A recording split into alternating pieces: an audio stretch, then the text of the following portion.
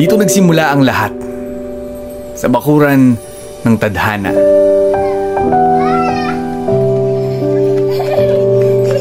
May bayan! Bumaligtad ang mga palad at ako ang naiba. Kaya't mabilis na nagtakbuhan ang aking mga kalaro papalayo. Si Pag-ibig ay kumaripas ng takbo. Si Ligaya, si Tagumpay. Naghabulan kami ng walang humpay. Sabay-sabay itataas ang kamay. May bagong taya.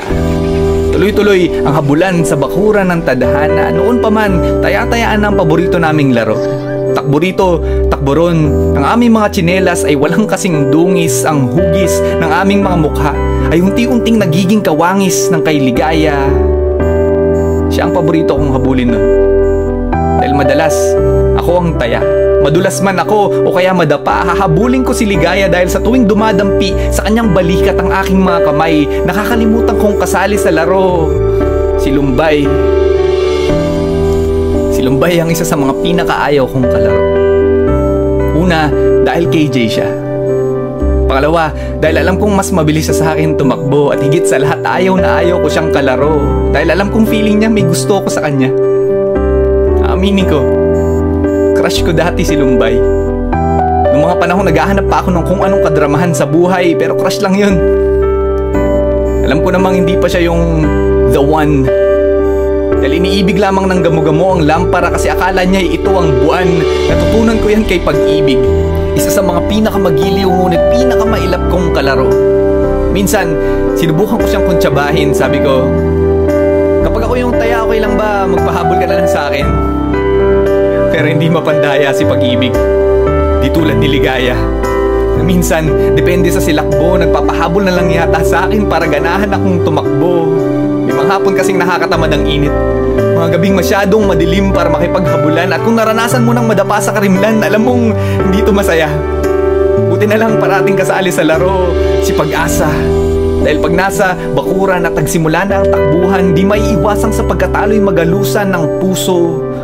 Si Pag-asa ang nagyayaya sa aking maglaro araw-araw. Siyang tumulong sa aking kalimutan ang pagsuko. Siya ang sugo na naguudyok sa aking patuloy na lumaban kahit minsa'y napapasubo. Mahirap man tanggapin.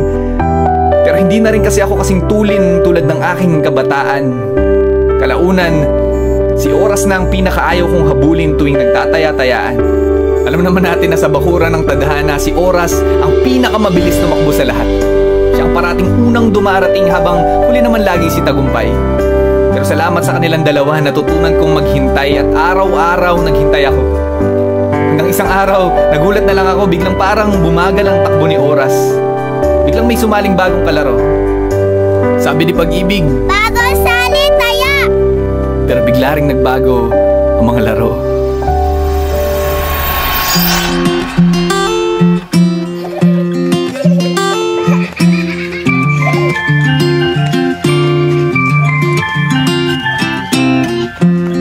Sumara ang bulaklak. Bumuka ang bulaklak. Pumasok ka sa eksena, biglang ang saya-saya. Umuwi ako nung hapong yon na may kislap sa mga mata at ng pusong punong-puno ng mga awit at pagsinta. Nanay, tatay, kailangan ko pong patnubay. Ate, kuya, bagay ba kami?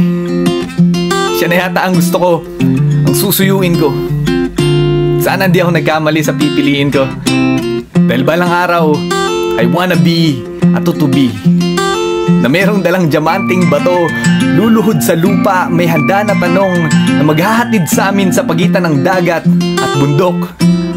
Pero sa ngayon, hahayaan ko munang turuan ako ng aking mga kalaro kung paano maghanda at maghintay.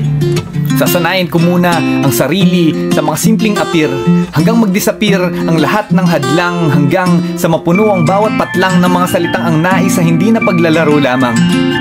Kaya't heto ako ngayon, bulag sa iyong rikit, nakapatong ang palad sa mga matang nakapikit, nag-aabang na balang araw sa iyong pagpitik ay manunumbalik ang aking paningin. At ang una kong makikita ay mga daliring parehas nakaharap sa mga taong pinili nila. Ang akin, nakaturo sa iyo, at ang iyo, sa akin.